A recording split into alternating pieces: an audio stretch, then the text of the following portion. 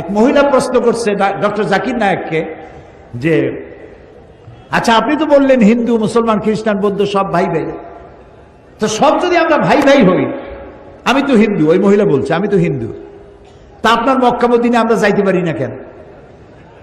এটা কঠিন প্রশ্ন। আমি চিন্তা করলাম কি জবাব দেয়। আমার কাছেও জবাব আছে, কিন্তু উনি কি বলেন সেটা শোনা দরকার। উনি জবাব দিলেন, বোন আপনার বাড়ি কই? কই তো ইন্ডিয়ায়। জন্মস্থান কোথায়? এখানে। আমার জন্মস্থানও এখানে।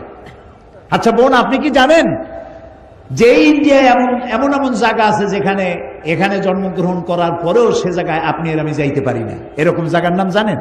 কোন এরকম জায়গা থাকবে কেন? আমি ইন্ডিয়ায় জন্মগ্রহণ করছি, সব জায়গায় যাইতে পারি। উনি বললেন মোটেই না, এখানে এমন এমন জায়গা আছে যেখানে আপনি আমি প্রবেশ করতে পারবো না, তার নাম ক্যান্টনমেন্ট।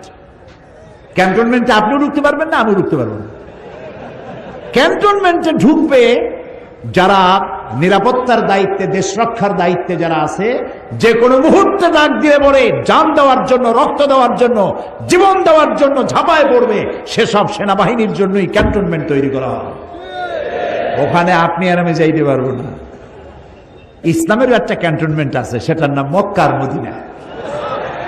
ওইখানে ওই সব লোকেরাই যেতে পারে যারা আল্লাহর জন্য জান দিতে পারে, মাল দিতে পারে, রক্ত দিতে পারে। প্রিয় বোন, আপনিও যেতে পারবেন। আপনার পাসপোর্টে একটা ভিসা লাগান, ভিসার নাম লা ইলাহা ইল্লাল্লাহু মুহাম্মাদুর রাসূলুল্লাহ। কালকে আপনি মক্কা মদিনা চলে যান। কি সুন্দর জবাব! আমার খালি দোয়াই আসলো যে আল্লাহ তাআলা কি ব্রেন তুমি তাকে দিয়েছো, সুবহানাল্লাহ। তো মানুষকে আপনি বুঝাবেন